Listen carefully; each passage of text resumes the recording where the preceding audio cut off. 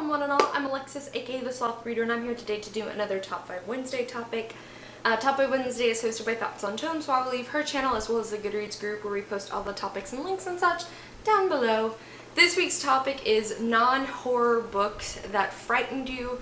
So these are books that weren't necessarily written to be scary, but they still scared you.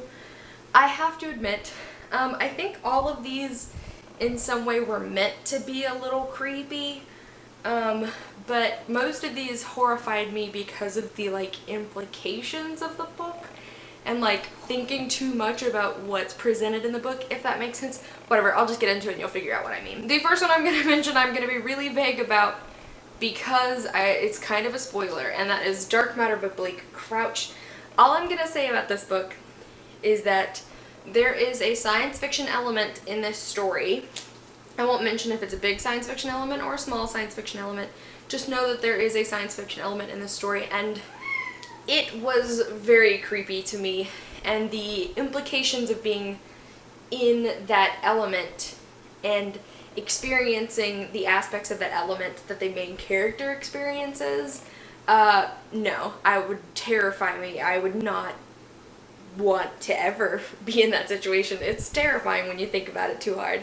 So I had to put it on this list. The next one I'm going to mention is Fahrenheit 451 by Ray Bradbury. Of course, this is a classic, one of the classic dystopian novels in which books are no longer considered to be safe. They are burned by firemen, and anything that's not approved word is controlled. So I feel like every dystopian is kind of horrifying, which is why I decided to put them on this list, especially given, the implications of the dystopians themselves and how our world, evolves into these dystopians, and yeah, just they're frightening. The next one I'm going to mention is The Martian by Andy Weir. Again, I think this is another one that you definitely can see why it's terrifying. This follows our main character, Mark Watney, who is stranded on Mars when his fellow crew members abandon their mission and they believe he is dead. So they leave him behind, and he actually survives, and he is left on Mars for years to try and signal Earth that he's still alive, but also while trying to stay alive. And that is terrifying. The idea of being stranded on Mars by yourself with basically no help but your own mind is so terrifying.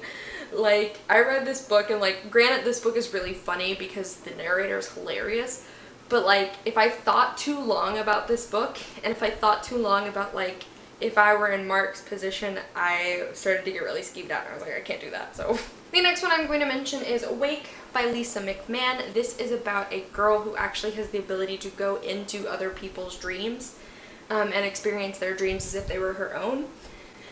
And I think it's actually the second book in the series that has a scene that really freaked me out. But this series in general, and just when she goes into other people's dreams and experiencing the nightmares that she feels through them, and being trapped in that situation, being stuck in somebody else's dream and not being able to do anything and not being able to react, that is really scary to me, and I would never want that ability because that sounds horrifying. The last one I'm going to mention is Vicious by V.E. Schwab.